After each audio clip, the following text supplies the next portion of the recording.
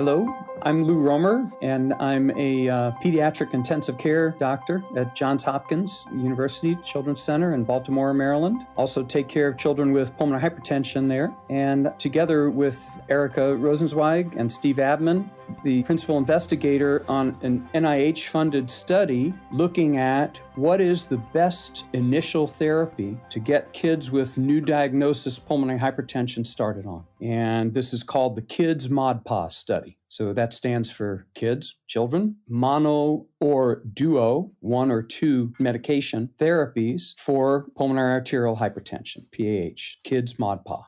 And we are, as I mentioned, trying to decide whether kids with new diagnosis of pulmonary hypertension who have symptoms but are not in heart failure should be started on one medicine, sildenafil alone, or two medicines, sildenafil and bosentan. Both of these medications are approved for use in children by the FDA. And they are out there in wide distribution in the community. People have probably heard the names of these medicines. Our study is to try to answer a really important question. We want to be able to start children on a therapeutic regimen that helps them to be as healthy as they can be, to maintain as high a level of function as they can going forward. And the study incorporates some innovative ways of looking at that. Actigraphy and quality of life surveys that parents and children fill out together, and other ways of looking at the biology of how kids are doing, various blood tests, biomarkers. And we're trying to understand, as I say, how best to maintain and improve, if possible, the quality of life for kids with pulmonary hypertension from the time of their diagnosis. Although we know a lot about pulmonary hypertension in children, there has been a terrific effort by the Pediatric Pulmonary Hypertension Network of North America, the PPHNet, of which I am a member, that has created a, relatively speaking, very large registry of close to 1,500 children, looking at all aspects of how they presented, what their studies showed, how they were treated, and so forth. Still, we don't know the answer to this major question. What's the best first drug regimen to start kids on with pulmonary hypertension? Why is that important? Because we want to get it right. We want to give kids the best shot that they can have to maintain their level of functioning and their quality of life and improve it if possible. So we're looking at what's called the World Health Organization, WHO, functional class, and where that functional class, which measures how well they're feeling, how well they're doing at 1 year, is our primary outcome variable. That's the main thing we're focused on in the study. And the study does go on for 2 years because we're interested in more of a long-term impact of the initial therapy. There are challenges to our study. One challenge is that both of these medicines, sildenafil and bosentan, are FDA approved, widely available in the community. So pediatricians, pediatric cardiologists, pediatric pulmonologists, neonatologists, intensivists feel that they're safe and approved therapies for kids with pulmonary hypertension. So if a new diagnosis is made, it's much more common now in 2024 than it was even back in 2022 for one of those first responder type care providers to make a prescription for sildenafil most commonly, get kids started on medicine, and then send them off to a pulmonary hypertension center. This is a big challenge to us because we have a very important question to answer. What's the best initial therapy? But if kids are already on medicine when they come to be enrolled in the study, to be looked at by the pulmonary hypertension center, can't turn back the hands of time. So trying to get the word out as broadly as we can to kids, to their family, their friends. This is a really important question that's trying to be answered. We want all the practitioners, all the different types of physicians that I mentioned that are seeing children who have a new diagnosis of pulmonary hypertension, help us to identify people who could enroll in this study and help us to follow them with very high quality and very innovative ways of looking at the quality of life. What is the best initial therapy? How do you get started on medication that's going to help you to have a better life? That's the question, and that's what we need your help with.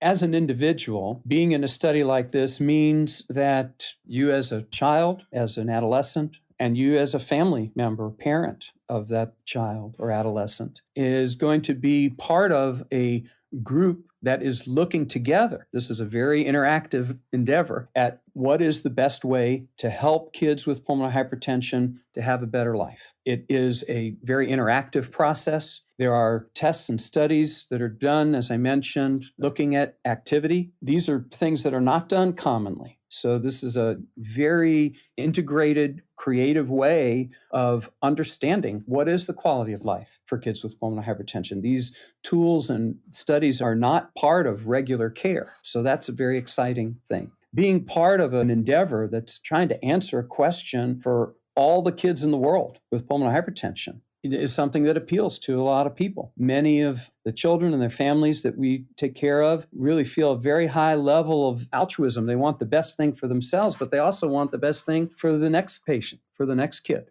for the next family. This is a way to contribute to that. The alternative is that if these medicines are out there and people are prescribing one because it's the first thing that comes to mind or the easiest thing to get, and children are having those medications and on those medications and their situation goes however it goes, they do well, they don't do well, we're missing an opportunity to answer this question. Those are kids that didn't have an opportunity to be part of a solution to this major question. What is the best way forward? And once the world starts to decide, well, it doesn't really matter what you treat kids with first, then our opportunity to answer this question really goes away altogether. So it's time sensitive. We are making available a brochure to patients and their families that actually contains a graphic called the patient journey. So what's different about getting involved in care for your pulmonary hypertension and getting involved in the Kids Mod PAH study? Many of the things are exactly the same.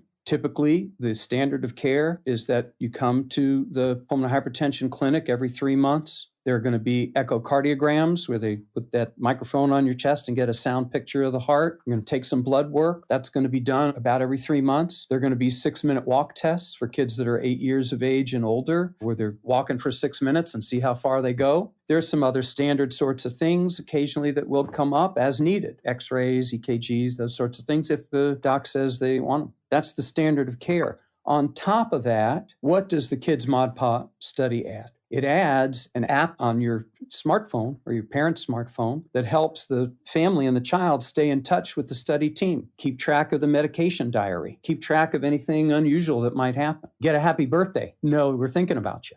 It involves filling out a survey about what is the quality of life like when you come to clinic every 3 months. It's not every time, but it's at those scheduled clinic visits that those surveys are filled out. And then it's an opportunity to wear a really cool watch, which keeps track of your activity. That's worn for about a week at various intervals throughout the 2 years that one is in the study. Then that is an opportunity to do something new, do something cool. What is my activity like? Can ask questions about that. Those are pieces of information that are going to the study community to try to understand this question. What's the best way to improve and preserve quality of life for children with pulmonary hypertension?